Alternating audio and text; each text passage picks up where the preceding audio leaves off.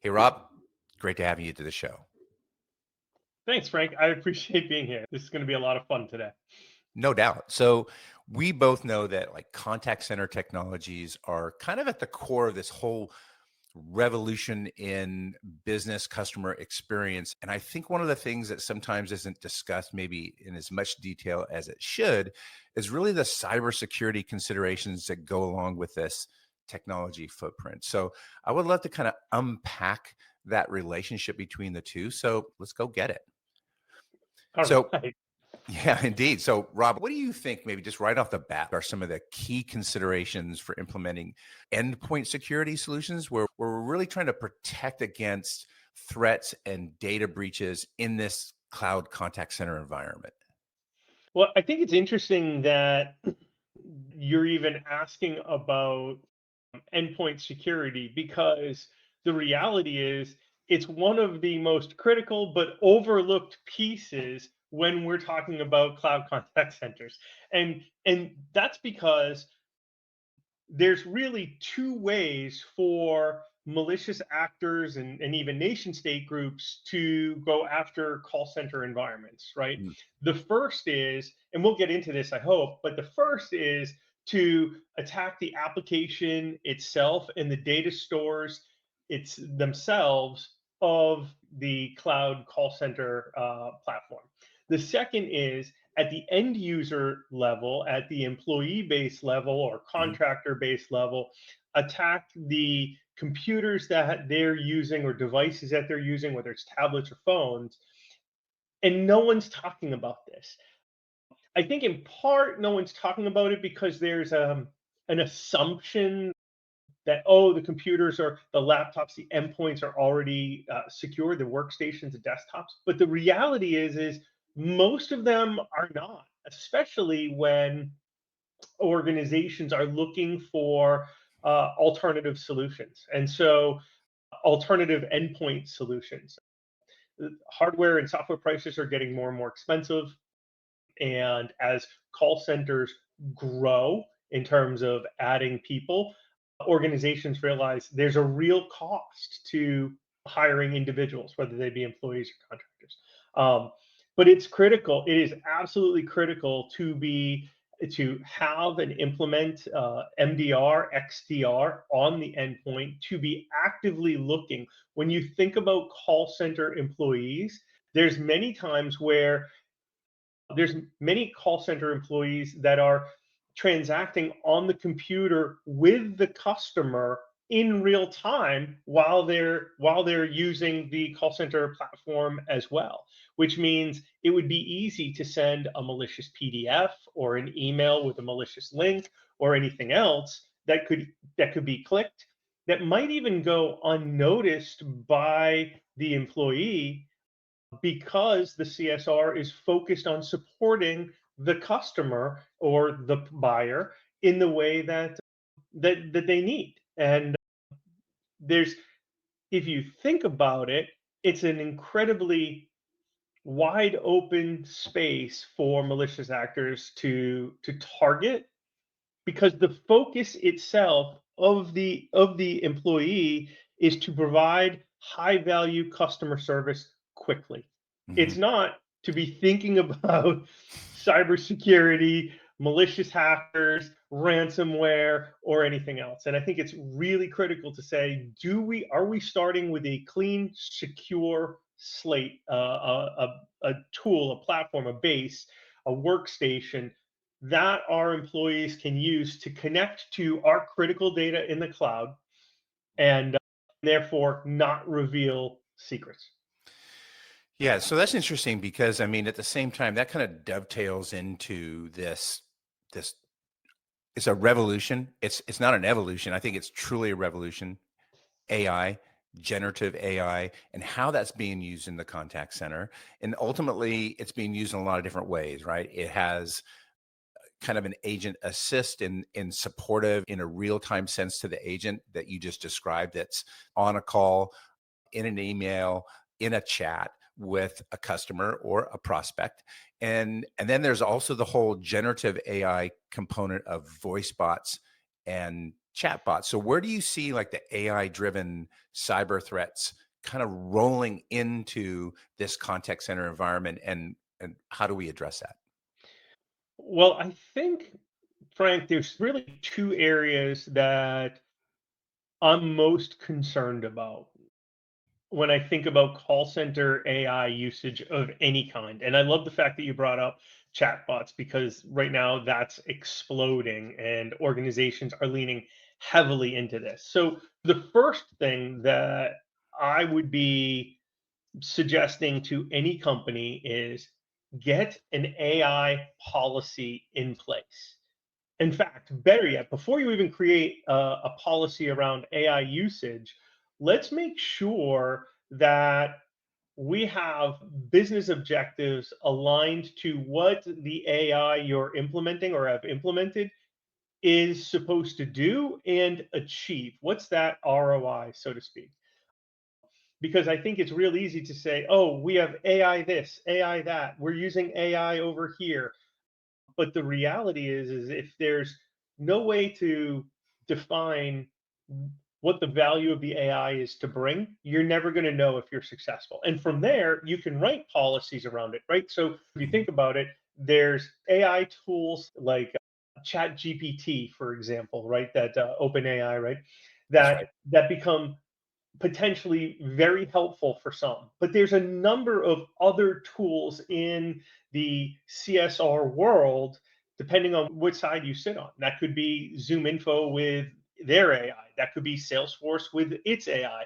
There's just a number of ways where it's outreach or inbound, in determining what you're expecting from that is important. And putting guardrails around what can and can't employees do with their AI tools becomes absolutely critical, because the last thing you want to do is accidentally, unintentionally share personal information or financial information into the internet because you're using some AI tool that doesn't have boundaries on it. Mhm. Part of the policy that comes with when you're creating the policy is thinking through how are we going to protect and manage the AI tool that we bring in house, whatever AI tool it is. I mean, again, it could be Copilot, doesn't matter. But what matters is that there's an idea of how we secure the AI tool, and from a compliance standpoint, how we create or generate evidence that shows we are properly securing the AI tool to do what it is supposed to do and nothing more. And when it comes to generative AI, there's a number of opportunities for AI to go off the rails. The first is hallucinations, right? Where, Mhm. hey, it's convoluting information and providing poor results back. So in a chat, it's saying, hey, congratulations, I was able to discount your flight to $0, for example, which I would appreciate. But as a buyer, I would appreciate. But then there's also the other side where with generative AI, depending on how it is implemented and managed and sort of monitored at the IT operations level, you can build information off of the information that you're asking. Tell me my history. What's the number one product that I've bought in the past X period of time? What was the price that I paid? How do I get that price today versus 5 years ago when I first bought that product? As again, I'm using a simple example. So when it comes to AI, we need to be thinking about having a policy that clearly outlines and aligns to the business objectives, outlines what employees can do and aligns to the business objectives. But then secondly, what are we doing to show that we are being compliant and proactively monitoring for misuse, intentional or unintentional misuse of AI. And I suspect over the next 3 or 4 or 5 years, we're going to see a number of organizations that are targeted either by malicious insiders or malicious external actors to capitalize on generative AI that maybe isn't reined in the way the buyer thought that it was reined in, the client thinks that it's reined in. My sense, Rob, is that we could probably do a full podcast just on this subject alone. And my thought is that ultimately, some of these things that you're talking about in terms of policy should be part of that entire process of paring down and selecting the right AI technology for you. So even in the selection process, it's not so much that you are looking at something that has obviously the right experience that you want to have for your customer, the right connective capabilities into your structured data and your unstructured data, but then thinking about, fundamentally this policy that you overlay to ensure that it's operating correctly. Let's move on to another subject. The contact center world definitely was impacted heavily by the dreaded COVIDs. We moved into this decentralized, this work from home environment. And so now we have these remote workers. How do we look at things like maybe access control and identity management? How do they play a role in ensuring we have secure access to fundamentally not only the systems, but the data that's in these technologies? And I think I like that you actually distinguish between not just the systems, the data, and I think it's it's really important, right? So Mhm. for years now, we have talked about multi-factor authentication, and even today with clients, we get pushback. Oh, my employees aren't going to want to install an application on their phone, and we don't pay them for phones. We continue in 2025. We're still getting pushback from organizations that that are saying, quite frankly, we're not interested, or we don't want to use MFA. And MFA is really an interesting technology, and I'm going to build on this for a quick second, Mhm. but understand we use MFA in the security realm and in the compliance realm to be able to verify that when an action happens on an endpoint or on a server, but on an endpoint, that it is in fact not someone stealing the username and password, Mhm. but is in fact the person that's typing or creating that action or activity. So, for example, deleting an order or deleting a reservation. Is it really Rob Fitzgerald? When it's just a username and password, it's easy for me to say, I didn't do that. That happened. A hacker must have got into my computer and stole my username off the dark web and figured out my password. With MFA, that's another step. It's not a silver bullet, but it's another step to Mhm. say, here we go. Now, companies are still struggling with this. And it's another step to say, yes, it is Rob Fitzgerald because it was on Rob Fitzgerald's mobile phone, or it was on a token that Rob Fitzgerald plugged into the machine. So the problem is a lot of companies still aren't there yet. We need to continue to beat the drum about the value of MFA, and which is surprising because I think there's a couple pieces here, right? There's certain protocols that anyone that is employed agrees to within their workplace, right? So for many workers, they agree to wear shirts and pants and or dresses or skirts and shoes into we agree that's acceptable. We agree that you have to be on time. We agree that you're going to bring your own coffee cup or you're going to use our coffee cups. So I'm not really sure why we're still having this MFA agreement or conflict. It should Mhm. be, if you want to work for company X, you are installing this MFA application on your phone and you're going to do this. If not, then that's fine. If not, you can't work here. But we need MFA to buy Starbucks and Dunkin' Donuts and Mhm. Tim Hortons.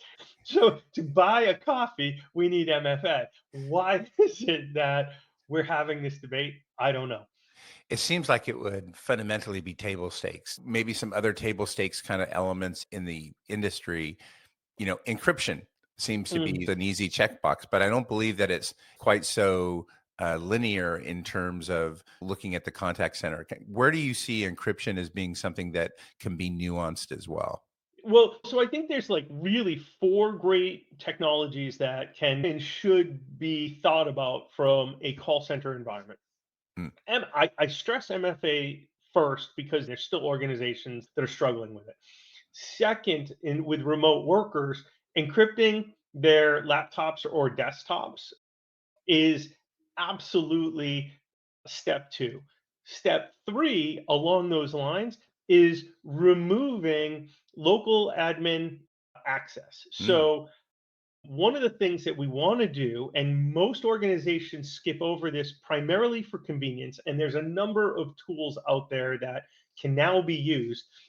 One of the things we want to do is stop employees from downloading and installing software applications that may or may not be malicious. Quite mm. frankly, if there's a piece of software on a company owned computer that the company does not own, they're at risk for a potential lawsuit of some kind. And many actors, when they send emails or malicious links or whatever, those clicks install software. Those clicks download and install software without local admin access. We remove that attack vector for them. And again, to your point, these are remote workers. It's not like they can call up, the help desk and someone from help desk walks over to their computer to fix this. That's right. Um, Not that that would be an appropriate step anyway, or but here you go. Additionally, on top of that, we are seeing a number of organizations start utilizing SASE technology to require dedicated, defined connections to the applications that the employee needs, and it gives you visibility.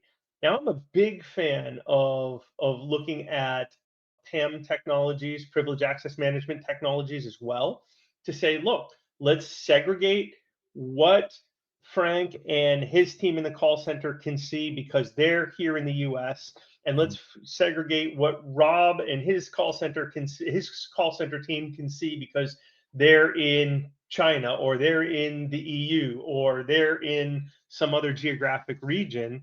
Mhm. And quite frankly, when security issues arrive, that micro segmentation actually helps in minimizing the total impact on the organization, as well as helps more quickly identify where patient zero is to be able to go after that, fix it, and clean up the mess. Yeah, it seems to me that that's kind of a form of a compartmentalization style strategy where you're able to narrow down that threat vector and also contain it, within inside of that construct. That makes perfect sense. Let me ask you a couple questions here about, just overall threat detection period. And, one of the things that I've learned over time in talking about this subject is that, you really have two sides to the coin. You have threat detection, but then you also have response technologies as well. And they're not only just technologies, but they're teams. And so if you're going to identify a threat, you need to be able to immediately address it and remediate it or mitigate it in some way, shape, or form. What do you think is the best way to approach that when we're talking about the cloud-based kind of CX world? Well, this is interesting, right? When you're evaluating vendors for the cloud space CX world, you want to understand, one, how secure is their platform? How are Mhm. they handling security, monitoring, Yep. backups? What are they doing to protect the platform itself? And what's the response capability of the vendor when there's a potential issue, right? Mhm. And it's all about a potential issue. It's not even about the actual issue. When the actual issue comes, you want to understand that. But but here you go. So when it comes to threat detection, as a customer of call center technology, you want to be thinking about what are those risks. And really, I see endpoint attack risks. This Mhm. is where malicious actors are coming in. But then, depending on the vendor and the vendor's technology, there may also be API risks. So the Mm. question becomes, we are seeing a significant increase in API based attacks. So the question becomes, how is the vendor and how are you as an organization prepared to be able to address those? We historically have looked for hackers, we've looked for malicious activity historically at a human based standpoint. So think about keyboarders on the, people on the keyboard. Then it's moved into some automation. Now we're looking at AI attacks. And the interesting thing about AI based attacks is the rapid speed at which they will be able to attack, because it's completely automated and it's looking and it's taking feedback and then trying to address what that feedback is. With API attacks, most organizations do not have WAFs in place. They don't have CDNs in place. So content delivery networks where they're sharing their website or access points so that if one goes down or comes under attack, another is available. There's a lot of times that that activity goes unnoticed until they're in the system. And then we say, okay, how do we manage from that? So there's two parts. What are we doing to protect? But then when are we being notified? And how are we, as a purchaser from a vendor, a user of a vendor's service, because most of this Mm. is SaaS stuff, Correct. SaaS based, how and when are we notified? And what can we be doing to ensure our own data is going to be protected? And part of that goes back to, let's circle back. You mentioned encryption, right? So part of that Mhm. goes back to, are we holding data or is the call center holding our data? If the call center is holding our data, what are their policies? Is it encrypted data at rest? Are they tracking? Do they have PAM in place? Are they tracking who has keys or access to our data stores? Not that they might be able to see our data because it's encrypted, but are they looking for, failed login attempts and other pieces there? So that's great. There are some organizations where, hey, we'll hold on to the data, or we want to, or we have to hold on to the data. We'll still use the call center technology, but we have to hold on to the data, come back to us. And do we have in place those same requirements that we're pushing our vendors as partners to provide to us? So I'm curious, when you mention the term endpoint security, do you include with inside of that term touch points, which would be web touch points like a chatbot or a live chat, or potentially something in the inbound voice type of channel? Are you considering that all these different threat vectors within the context of endpoint? Absolutely. Quite frankly, I think we're going to start seeing more touch points within the endpoint, right? So the Mhm. endpoint itself is a device. It's a phone, it's a tablet, it's a box of some kind. The bigger picture is chatbots are huge right now, and they're getting bigger. And there are a number of organizations, malicious ransomware groups that are working to figure out how to best exploit them. Figure out, are there ways to use SQL injections, for example, within the chatbot, target an environment, or that could be absolutely ripe with client data, financial data, insider trading, intellectual property, whatever else. Inbound voice is also interesting because depending on what type of inbound voice there is, it's funny. What blows me away is still how many organizations have or rely on faxing technology. And that's another scenario where, are there new code based ways to manipulate inbound voice or inbound faxing technologies to open up a terminal for malicious actors to be able to go after it? We're going to see video chat within the call center environment start to be exploited. We've already seen or heard of a number of cases of AI generated individuals manipulating unsuspecting recipients to release financial information or money or proprietary information. Mhm.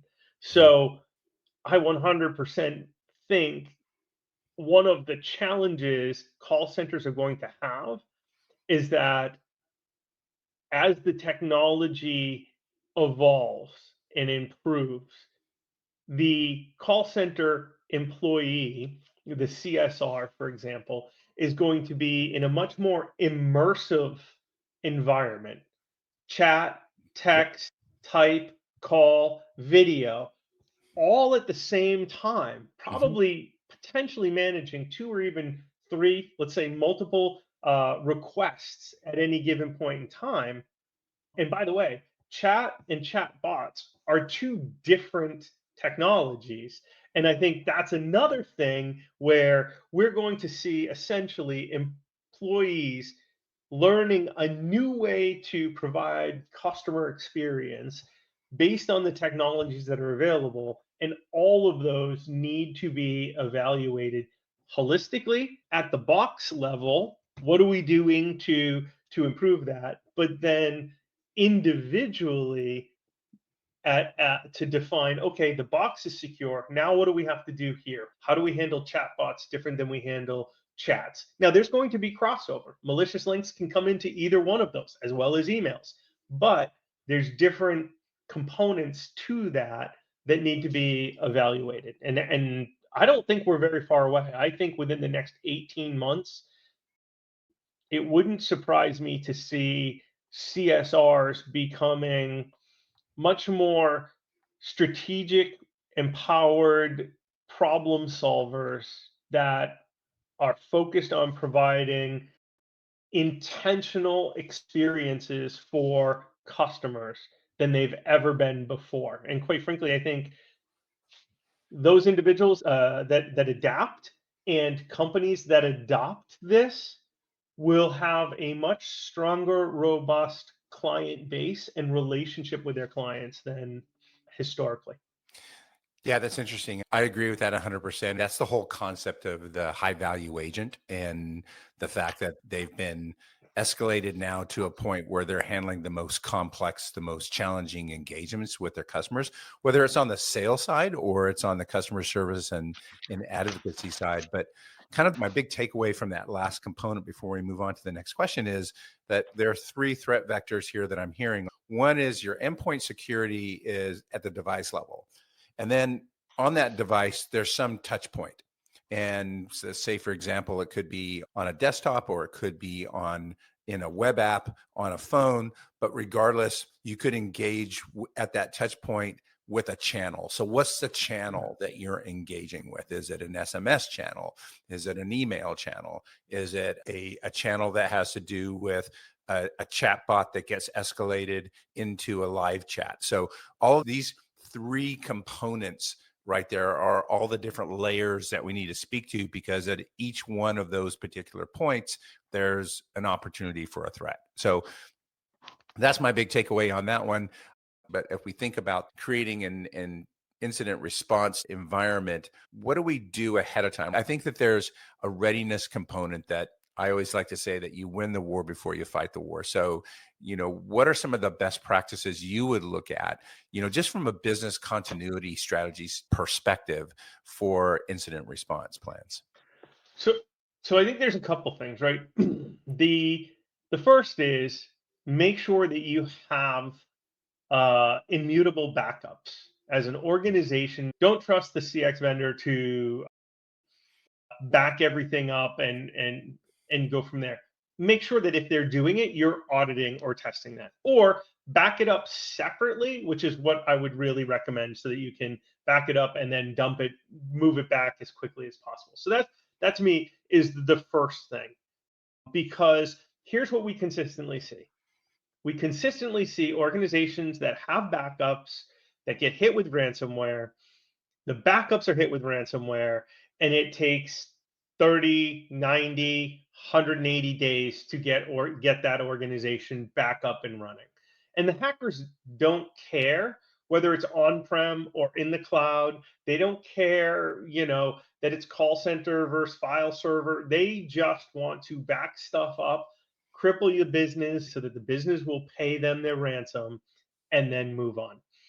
Beyond that, there needs to be some real interactive education and training with CSRs, with these individuals on what to look for, what to be aware of. If you see these things, if you see something come up on a screen that doesn't make sense, Mhm. and how to quickly alert someone that this is happening or Mhm. happened in a way that isn't punitive. I mean, let's start setting up a reward system for when these come in. If you find it, the first to report it gets a gift card or something like a true reward system where you say, hey, it's worth us, to encourage reporting this. Because remember, a lot of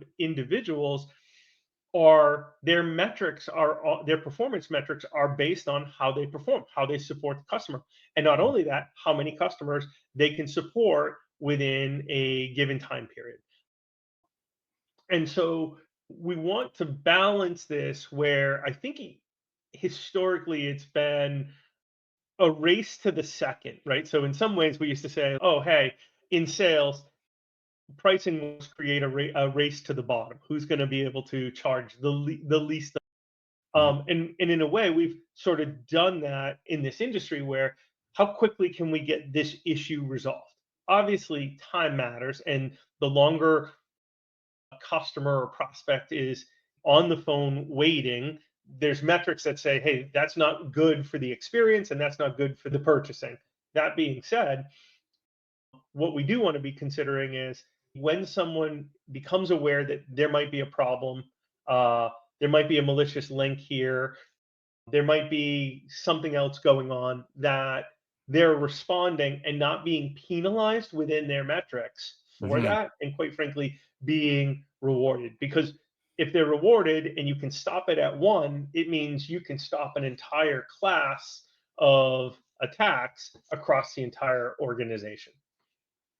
That makes perfect sense. And so when we think about that relationship with the CSR or the sales agent inside the organization, there's also this, overriding construct within the subject of cybersecurity that deals with HIPAA, PII, all these things. How do organizations ensure regulatory compliance when we're deploying a cloud-based CX technology?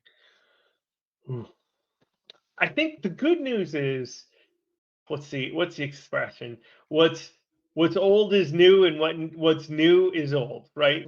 Never forget that our duty as sales agents, as CSRs, in particular in the healthcare space, but across all the spaces, is very much to be sensitive and aware to the contact or the caller's needs and situation. And so, when we talk about regulatory, one, working with the CX vendor to ensure that their SaaS environment captures only the information that's necessary and shares only the information that's necessary. So, having those protocols in place, how do you validate if Robert Fitzgerald calls in, how do you validate that I'm me and not some other Robert Fitzgerald that may be trying to schedule an appointment at the hospital or whatever else?